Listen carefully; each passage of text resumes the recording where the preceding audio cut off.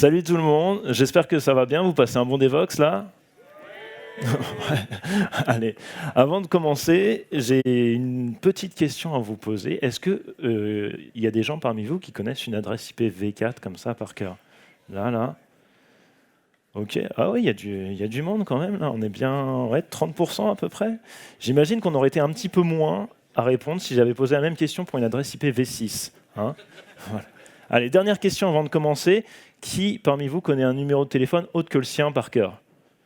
Le numéro de téléphone du Père Noël, ça compte, hein? Ouais. Donc là, on a une grosse majorité à répondre positivement. Pourquoi j'ai posé cette question? C'est pour faire la démonstration collective que l'être humain a la capacité cognitive de se souvenir d'une suite de numéros plus ou moins aléatoires. Ce n'est pas un problème pour lui. Ce qui est plus problématique, c'est quand on doit retenir plein de numéros de téléphone. Et pour ça, ce qu'on aime utiliser, c'est un annuaire. Eh bien, les noms de domaine, c'est l'annuaire de l'Internet. Et c'est même plus que ça, en fait. Ce qu'il faut comprendre, c'est que les noms de domaine, c'est la porte d'entrée vers le web. Et ça a beau être le chemin le plus emprunté pour accéder au web, assez peu de personnes savent ce qui se passe derrière les noms de domaine. Moi, je m'appelle Thomas Fabre, je travaille chez Takima actuellement. J'ai bossé pendant 3 ans pour le DNS français et j'ai appris plein de trucs sur les noms de domaine et j'avais envie de partager ça avec vous. Je vais partager ça avec vous en vous racontant une histoire. Et cette histoire, elle commence avec ça. Elle commence avec un satellite. Ça, c'est le Spoutnik. En 1957, l'URSS envoie le premier satellite dans l'espace. Ça fait flipper les Américains et en réaction à ça, ils créent l'ARPA. L'ARPA, son but, c'est de faire de l'innovation militaire. Dans les années 60, les ordinateurs, ça ressemble à ça. C'est des grosses machines, opérées manuellement, et des fois, en fait, les scientifiques doivent parcourir tout le pays pour pouvoir les utiliser. C'est très frustrant, et ils rêvent que d'une chose, c'est de pouvoir les utiliser à distance. Et pour ça, ils vont avoir besoin d'un réseau. En 1966, l'ARPA leur accordera ce réseau. Il faudra attendre 3 ans, et en 69, le premier réseau verra le jour, c'est l'ARPANET, il est constitué de 4 nœuds. Alors pour la petite anecdote, le premier message envoyé sur ce réseau, ce sera login. Pour la petite anecdote, au bout de l'envoi des 2 premiers caractères, le réseau plante, et en fait le seul message envoyé sur ce réseau, c'est LO. Bon. En 71, notre Internet, il ressemble à ça. C'est pas énorme, hein, mais il y a de plus en plus de machines, et ça devient de plus en plus compliqué de savoir quel service est derrière quelle machine. Et pour résoudre ce problème, il y a une personne géniale, Peggy Karp, qui a l'idée de créer le fichier host.txt. Le host.txt, c'est tout simple. On associe l'identifiant d'un ordinateur à un nom. Le fichier host.txt, il existe toujours sur nos machines. C'est le fichier etc/host. Pour bien comprendre comment ça se passe, quand un opérateur rajoute un nœud sur le réseau, à cette époque-là, il doit contacter le Stanford Research Institute par mail, lui dire « Hey, il y a une nouvelle machine ». Le Stanford Research Institute, ce qu'il fait, c'est qu'il compile tout ça dans le fichier host.txt, qu'il met sur un FTP public, et les opérateurs du réseau doivent régulièrement aller chercher les trucs sur ce FTP et l'installer manuellement sur chacune des machines. On sent que ça va être compliqué, surtout qu'à cette époque-là, l'Internet, ça évolue quand même pas mal. Il y a de plus en plus de machines sur le réseau. Jusqu'en 1980, on est à un peu plus de 300 hosts à peu près, et il y en a, le fichier host.txt existe toujours. Il y a des alternatives qui sont créées, mais aucune n'est vraiment satisfaisante, jusqu'à ce que cette personne, Paul Moka-Petris, pose les fondements du DNS dans les 2 RFC, 882 et 883.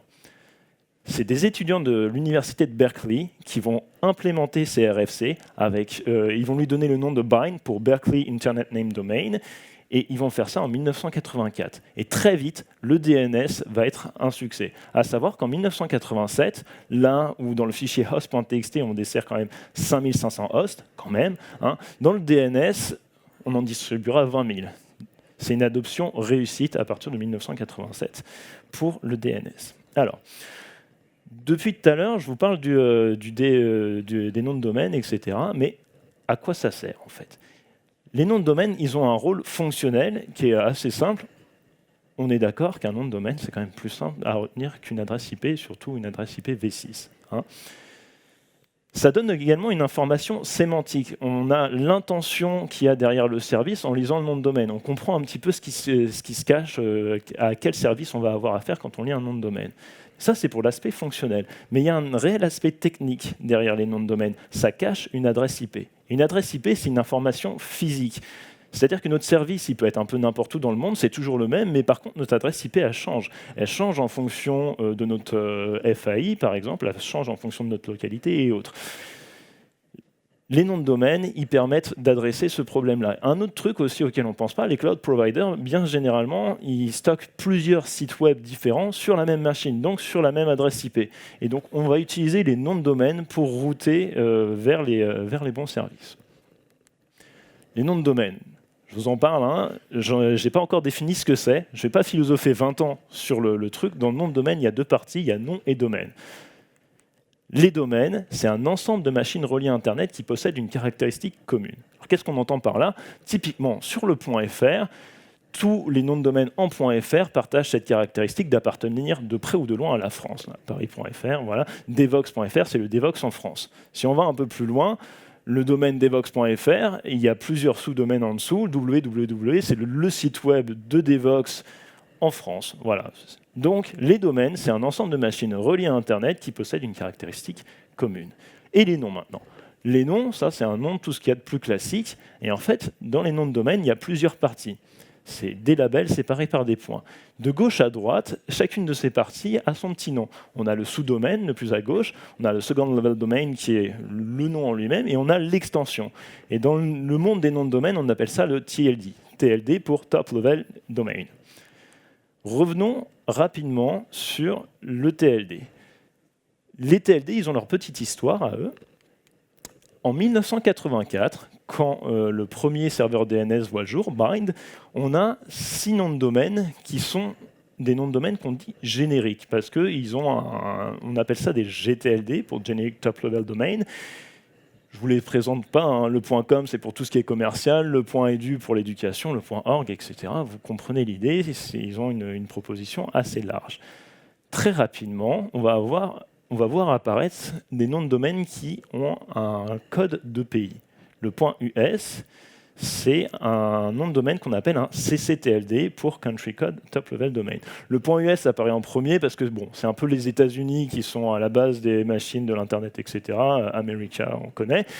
Donc, c'est eux qui sortent le premier TLD. Mais très rapidement, il va y avoir d'autres TLD qui vont arriver. Il y a la Grande-Bretagne qui entre en jeu, l'Israël, et au fil des ans, on va en avoir un certain nombre, jusqu'à ce qu'en 1998, l'organisation qui gère les noms de domaine se dit « Bon, en fait, c'est dommage, on est en 98 et on n'a toujours que 6 GTLD. On peut en ouvrir d'autres. » Et ils vont en proposer 6 nouveaux, dont le point muséum qui actuellement est opéré par la France, il faut le savoir, et ça va mettre 6 ans à être complètement opérationnel.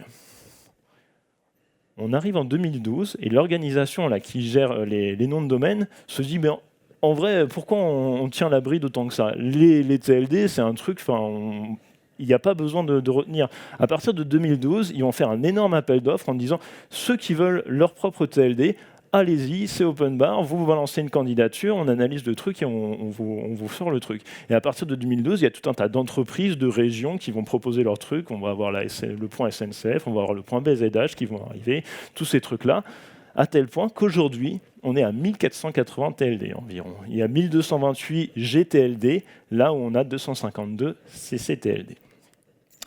Je vous parle de l'organisation qui gère les noms de domaine. À qui je fais référence, en fait? À la base, je fais référence à ce mec-là, John Postel, ce barbu-là. À la base de l'Internet, c'est lui qui gère un petit peu tous les bails qu'il y a autour de l'Internet. Très rapidement, ça va devenir compliqué pour ces petites épaules de John Postel, connaissant l'évolution d'Internet. Donc, ils vont créer ce qu'on appelle l'IANA. L'IANA, c'est The Internet Assigned Number Authority. Que fait l'IANA? C'est elle qui gère la racine du DNS. Elle gère aussi la distribution des plages d'adresses IP à travers les différentes régions du monde.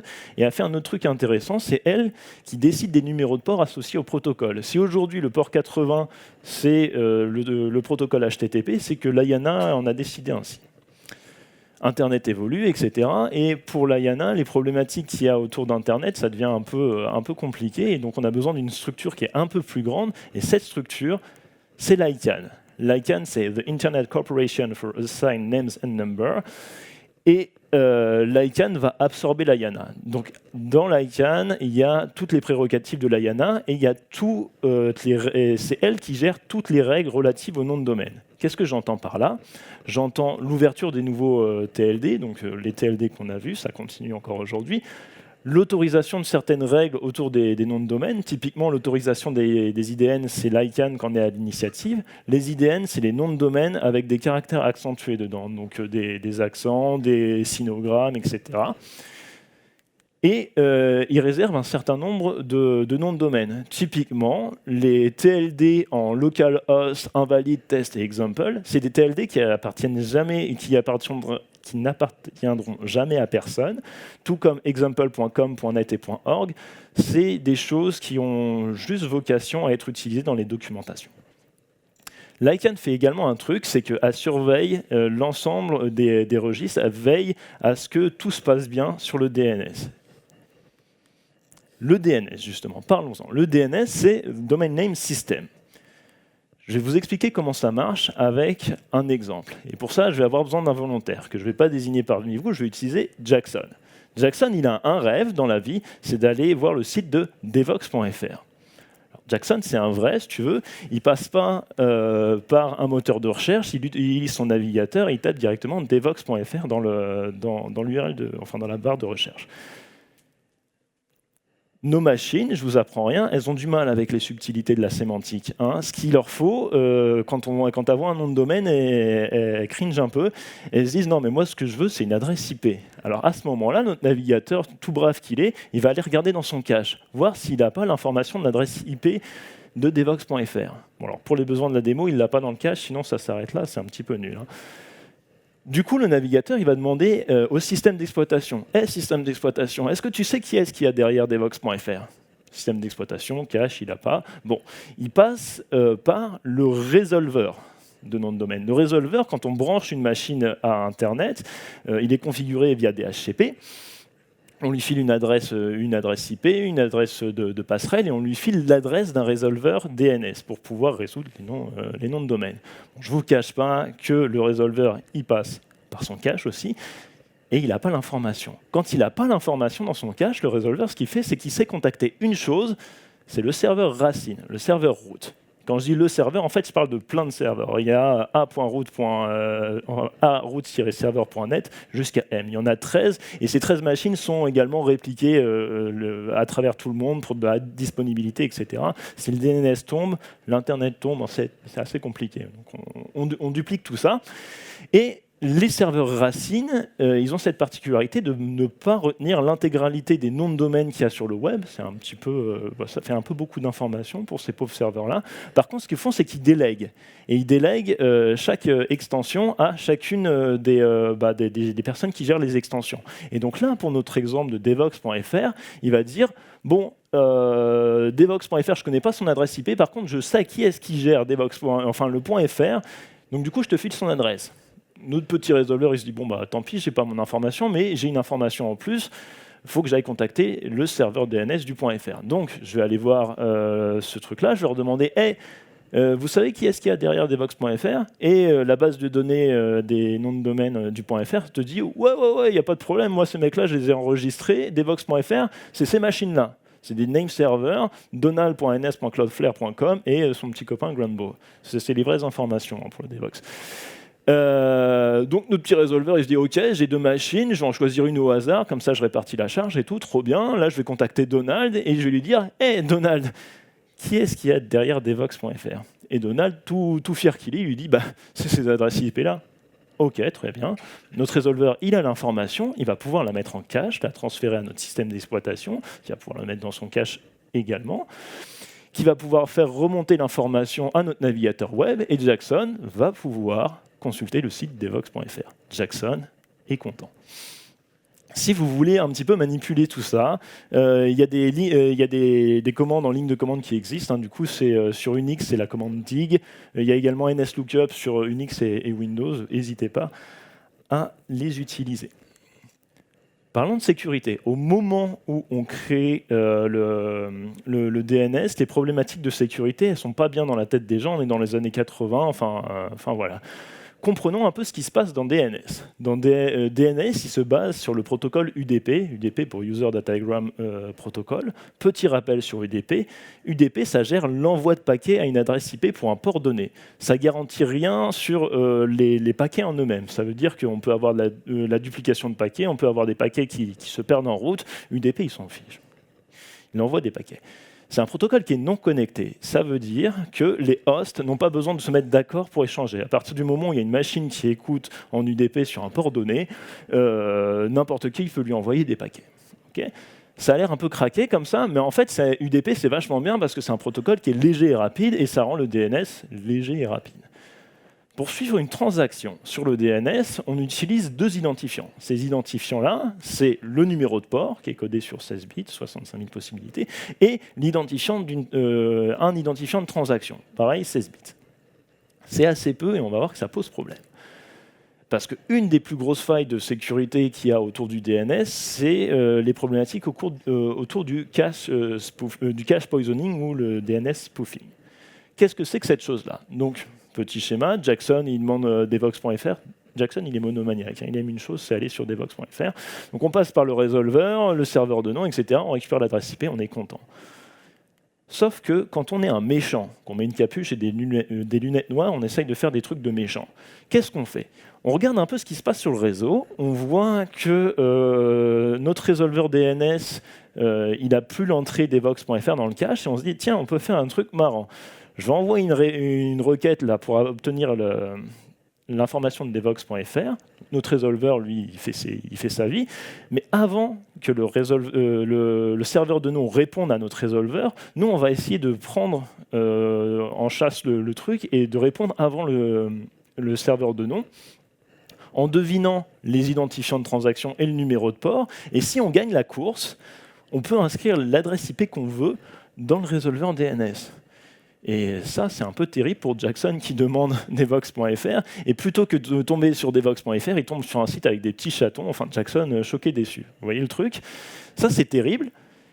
C'est d'autant plus terrible qu'en 2008, ce brave bonhomme, là, Dan Kensky, il a une idée un petit peu intéressante. C'est que plutôt que d'essayer de faire la course avec le serveur de nom, il se dit, mais tiens, si j'interroge mon résolveur là, sur des sous-domaines de devox.fr, xxx, xy, etc., je peux en inventer autant que je veux. Moi, je fais plein de requêtes comme ça au serveur de nom. Je n'ai pas besoin d'attendre qu'il y ait des trucs en cache. Et il y avait une propriété intéressante du DNS à l'époque, c'est que quand on définissait l'adresse IP d'un sous-domaine, on pouvait aussi donner l'adresse IP du domaine du dessus. Donc là, quand on définit l'adresse IP de xxxdevox.fr, on peut aussi dire que devox.fr, c'est cette adresse IP-là. Et donc là, on a une surface d'attaque énorme, on n'a pas besoin d'attendre que le cache expire, on peut faire autant de retry qu'on veut, et bon, ça a mis tout le monde en panique. Les gens de l'ICANN, qui avaient développé une extension de sécurité au DNS, se sont dit, bon, on va mettre en avant ce truc-là. Là. Ce truc-là, c'est Domain Name System Security, ou DNSSEC, et ça protège contre le cache poisoning. Ça permet de signer l'ensemble des informations qui sont refilées au DNS, et ça garantit son origine. Alors, DNSSEC, c'est très bien.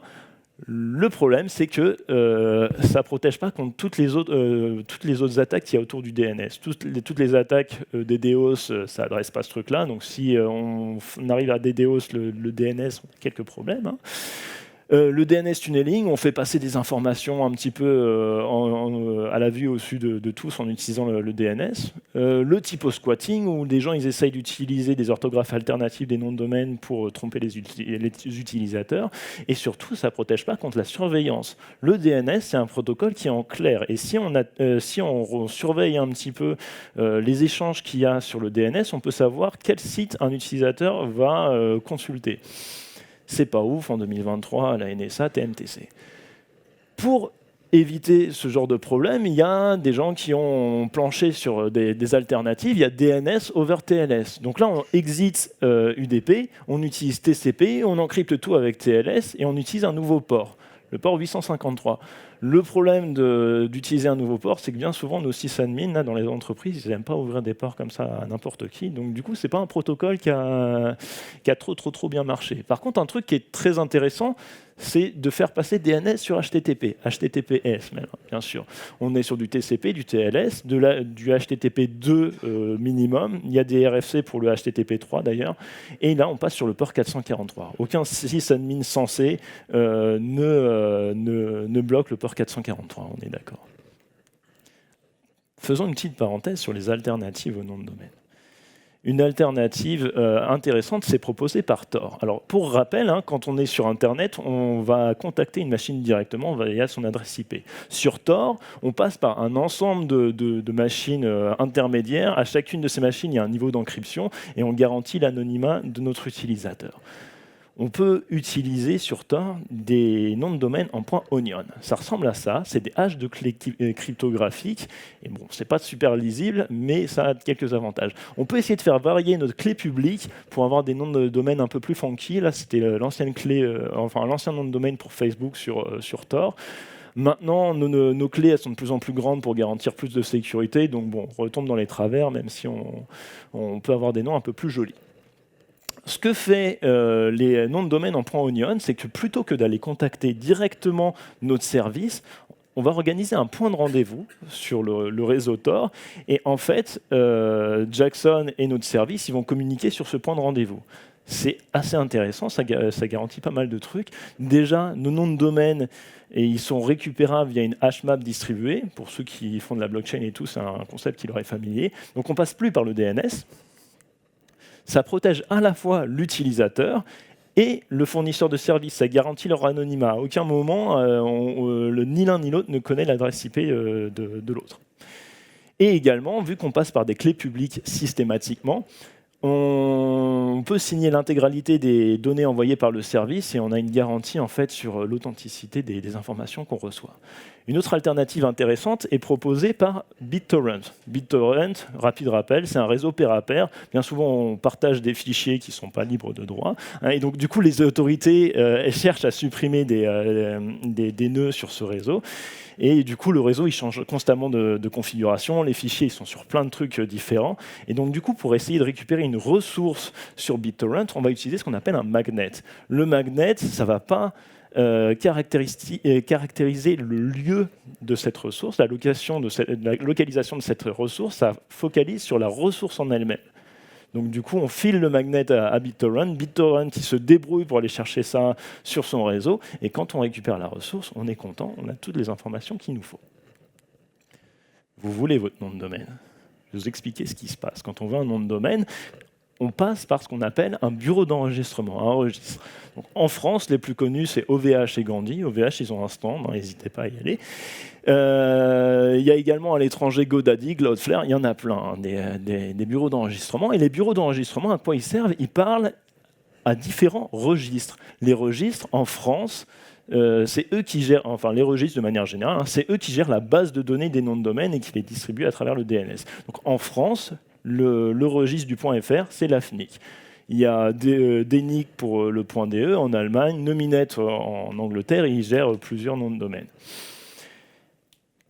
Quand un particulier veut un nom de domaine, du coup, il passe pas par Jackson, il passe par un registrar ou bureau d'enregistrement. Le bureau d'enregistrement, ce qu'il fait, c'est qu'il va échanger avec le registre avec un protocole qui est formidable, c'est le protocole EPP. EPP, c'est pour Environment Provisioning Protocol, et c'est magique. Quand on a un développeur, EPP, c'est du XML, sur du TCP, des sessions longues stateful, ça ressemble à ça, tout ce qu'on aime, c'est absolument génial. EPP, ça gère plusieurs choses. Ça gère les noms de domaine, je vous parle de noms de domaine depuis tout à l'heure, ce serait un compte que ça ne gère pas les noms de domaine.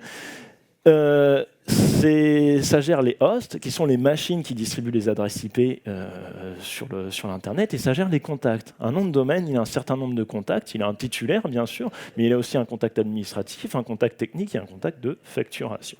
Donc quand on veut un nom de domaine, il faut d'abord créer nos hosts, il faut créer nos contacts, il faut vérifier que le nom de domaine est disponible, et puis enfin, on le crée. Grosso modo, EPP, il permet de faire tout ça. C'est un gros CRUD sur ces trois objets-là. On peut faire du check pour vérifier qu'un objet est disponible ou pas à l'enregistrement. On peut transférer nos objets d'un bureau d'enregistrement à un autre. On a une opération de transfert et on peut renouveler un nom de domaine.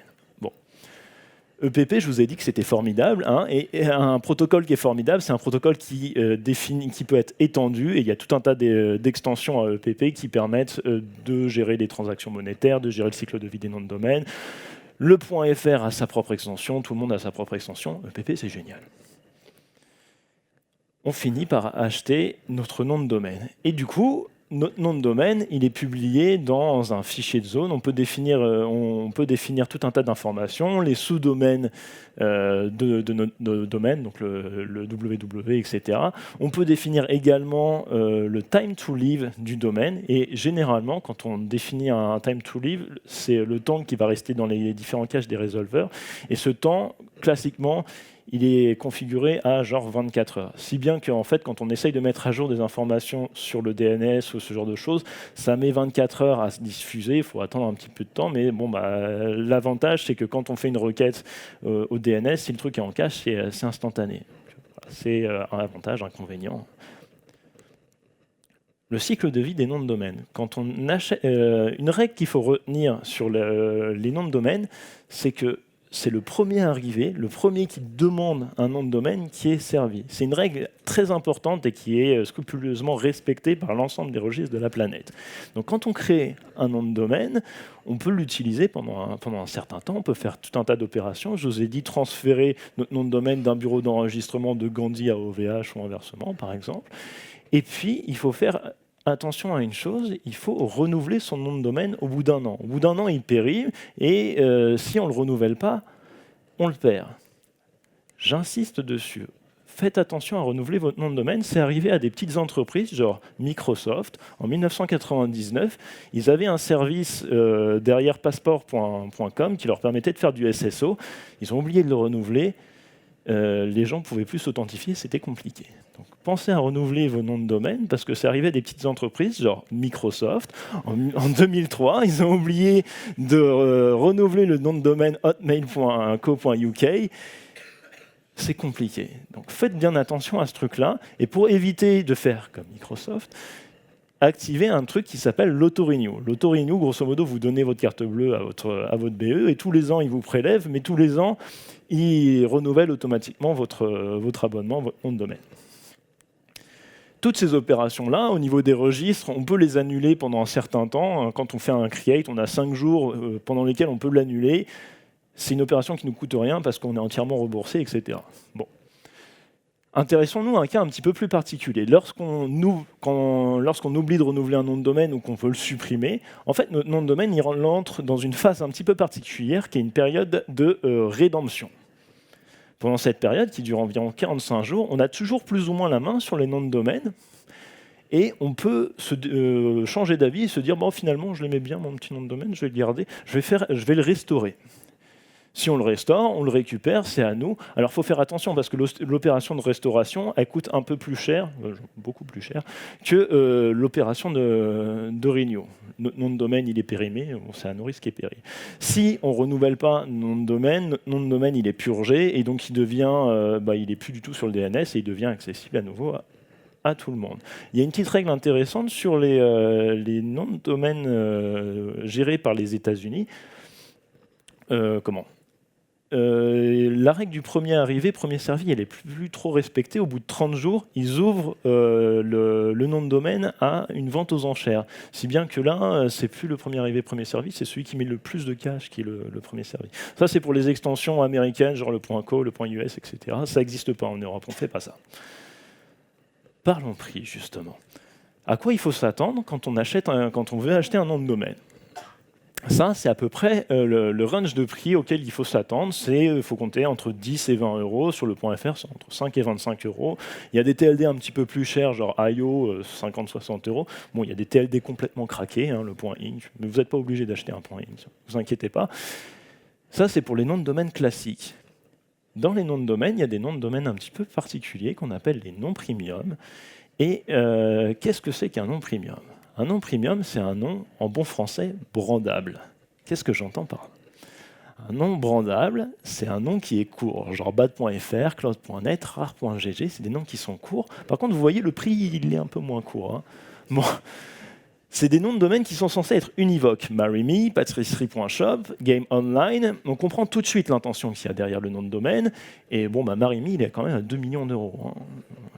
C'est des noms qui sont facilement mémorisables parce qu'on utilise des mots du dictionnaire, on associe 2 mots du dictionnaire entre eux, c'est des mots qui respectent tout ça et donc du coup, c'est des noms qui sont brandables et voilà, les utilisateurs payent le prix. Du coup, qui est-ce qui fixe les prix des noms de domaine ?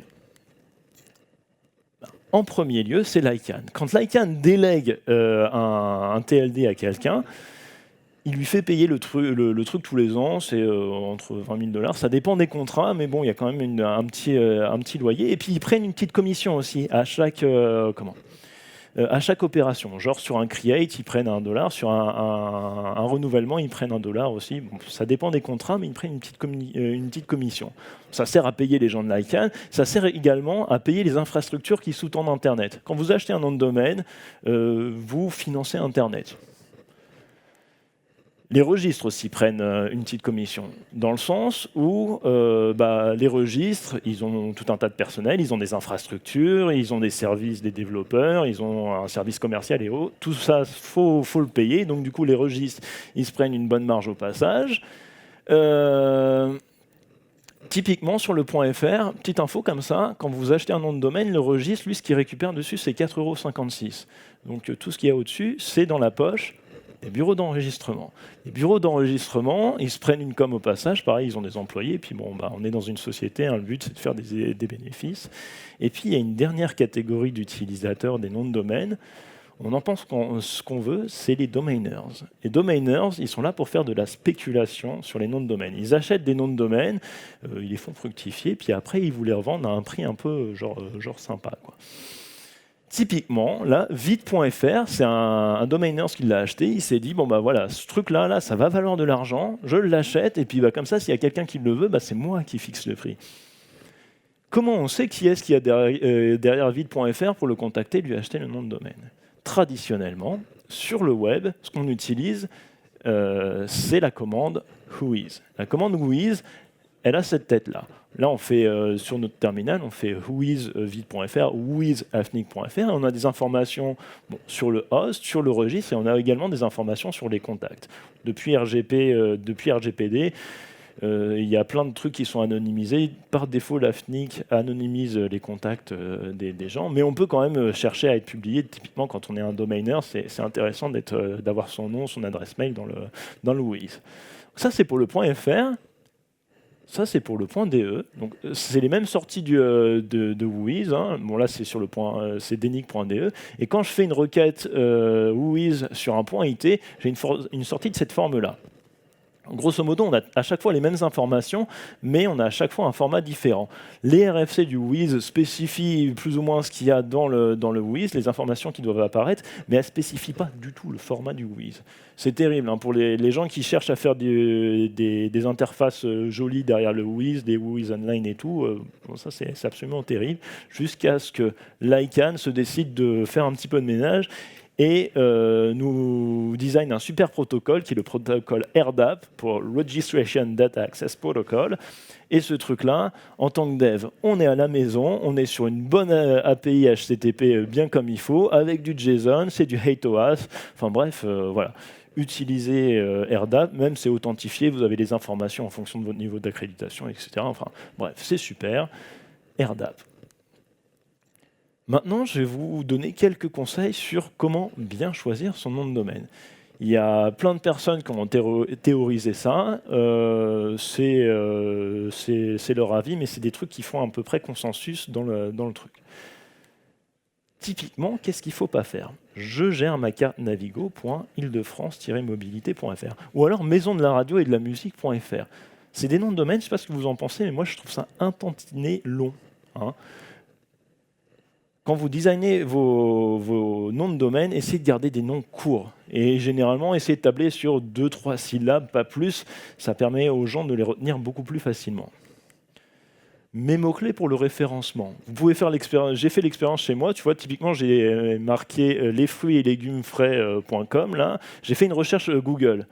Vente de fruits frais, vente de fruits et légumes frais. Ce nom de domaine là, il apparaît en deuxième page sur Google. C'est même pas la deuxième position. Quand vous designez, quand vous choisissez un nom de domaine, oubliez tout ce qui est référencement. Les noms de domaine en eux-mêmes n'ont pas d'impact sur le SEO. Éventuellement, les extensions, elles ont un impact, mais pas le nom de domaine en lui-même. Donc, oubliez ce truc-là, c'est un peu une légende urbaine. Ces trucs-là. Alors, je critique pas à chaque fois les services qu'il y a derrière, etc. Easy Solutions, c'est des copains, tout ça, on les aime bien. Je critique juste la forme du nom de domaine. Ces trucs-là, là, les orthographes alternatives, les pluriels muets, ce genre de trucs-là, c'est un peu compliqué. On n'aime pas trop dans le monde des noms de domaine. Pourquoi on n'aime pas trop? Parce que le nom de domaine, ça ne doit pas être ambigu. En fait, il faut penser à un nom de domaine en termes de marque, et bien souvent, un test qui est intéressant à faire pour les noms de domaine, c'est de se demander si mon nom de domaine il passe à la radio, est-ce qu'un utilisateur saura l'écrire directement dans son navigateur. Limitez les ambiguïtés quand vous choisissez vos noms de domaine. Alors ces trucs-là, ça c'est très rigolo quand on est développeur. Par contre, quand on est un utilisateur, quand on est Madame Michaud ou quoi, ça c'est un petit peu perturbant. Energe.ie ou del.icio.us, c'est assez compliqué, à savoir que Delicious, ils ont dû racheter le .com beaucoup plus tard, ça leur a coûté très cher. Faites attention avec les jeux de mots sur le TLD. Abandonnez les jeux de mots, les gens ne sont pas prêts en 2023. Peut-être que dans 20 ans, ce sera rentré dans la culture, etc. Aujourd'hui, non, faites pas ça. Le cas des tirets. Alors c'est un truc un petit peu spécifique à la France. Nous on aime bien les tirets en France, c'est pas trop un problème. Ouest-France, cinémathèque-bretagne.bzh, comme s'il fallait repréciser que BZH c'est Bretagne, c'est leur problème. Faites attention aux tirets. En France, c'est pas trop un souci, je vous ai dit, on aime bien ça. À l'étranger, ils ont beaucoup de mal avec les tirets. On s'en sert pour désambiguiser certains trucs un petit peu bizarres. La plupart du temps, restez à l'écart des tirets, vraiment. Et pour le petit truc, là, si vous demandez à votre père où est-ce que c'est le tiret sur le clavier, je ne suis pas sûr qu'il sache répondre. Faites attention aux tirets. Un dernier truc aussi, les IDN. Académie-française avec un ccdi.fr. Ou alors les sinogrammes, les kanji, etc. C'est possible de faire, hein, ça c'est des noms de domaine parfaitement valides. Mais s'il vous plaît, faites pas ça. Faites pas ça. Les gens ne sont pas prêts en 2023. Quand ils voient ça, ils se disent « Mais attends, mais du quoi il me parle? C'est un nom de domaine? C'est quoi ?» etc. Si vous faites ça, associez-le, achetez aussi la variante sans les accents, etc. Et puis utilisez-le. Faites passer un peu l'information. Aujourd'hui, les IDN, ce n'est pas dans l'usage commun. Vous ne faites pas avoir en achetant des IDN. Petite information comme ça au passage, petite anecdote. Évitez d'avoir le prénom d'une grande marque. Typiquement, c'est arrivé à cette pauvre Milka, qui était une couturière, qui s'est vue offrir par ses enfants le site milka.fr. Milka lui est tombé sur le paletot. Ça s'est mal passé pour elle. Il y a eu 6 ans de procédure judiciaire, elle a perdu. Allez, des petits conseils là pour terminer un petit peu. Quand vous déposez votre nom de domaine, pensez-le en termes de marque. Qu'est-ce que j'entends par là? Pensez à ce que votre nom de domaine il soit facilement mémorisable et surtout déposez-le avant de faire la moindre communication sur votre marque. Parce que sinon, il y a des petits malins qui peuvent essayer de vous prendre de court et puis vous faire payer ça beaucoup plus cher. Donc vraiment, achetez vos noms de domaine avant de parler de votre marque à tout le monde. Également, pensez au niveau de confiance qu'on accorde au TLD. Typiquement, on n'accordera pas le même niveau de confiance à un point .lol qu'un point .com ou un point .fr ou DE. Les gens sont habitués au point .com. Donc si vous arrivez à avoir un nom de domaine en point .com, vous êtes bien. Généralement, c'est des noms de domaine qui coûtent un peu plus cher parce qu'il y a plein de gens qui les ont réservés et tout, c'est un peu compliqué. Mais le point .com, essayez de le viser, ça reste quand même une valeur sûre. Si vous faites du commerce à l'international ou vous ciblez un marché précis, pensez aux extensions nationales, des CCTLD. Typiquement, en Allemagne, ils aiment beaucoup le point .de et ils accordent beaucoup plus de confiance au site en point .de que ce genre de site. C'est bien vu en Allemagne d'avoir un point .de. Donc, pensez à ce truc-là. Profitez des promos. Il y a des promos toute l'année sur les noms de domaine. Essayez de l'avoir au meilleur prix. Donc, allez voir chez les différents bureaux d'enregistrement, chez OVH, chez GoDaddy, etc. Généralement, vous pouvez avoir des noms de domaine avec des ristournes un petit peu sympas. Par la même occasion, faites attention au prix du renouvellement. Souvent, les bureaux d'enregistrement, ils ont des super appels d'offres, et puis après, ils vous enchaînent, et puis ils vous font payer le renouvellement au prix fort. Vous n'êtes pas obligé de rester chez un bureau d'enregistrement. Pensez au transfert. Vous pouvez transférer un nom de domaine que vous avez acheté chez GoDaddy, chez OVH par exemple, pour profiter d'un renouvellement plus simple, ou chez Gandhi, ou n'importe quoi, pour un renouvellement moins cher. N'hésitez pas à utiliser un certain nombre d'outils aussi quand vous raisonnez pour créer vos noms de domaine. Il y a des outils très sympas qui existent, là, typiquement domaine.garden. Vous tapez votre nom de domaine, vous voyez la disponibilité, le prix, etc. C'est des outils assez sympas. De même, n'hésitez pas à utiliser des comparateurs de prix pour toujours avoir vos noms de domaine au moins cher, et vous pouvez voir le prix à l'achat, le prix au renouvellement, le prix du transfert, etc.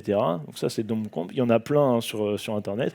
N'hésitez pas à vous outiller sur les noms de domaine.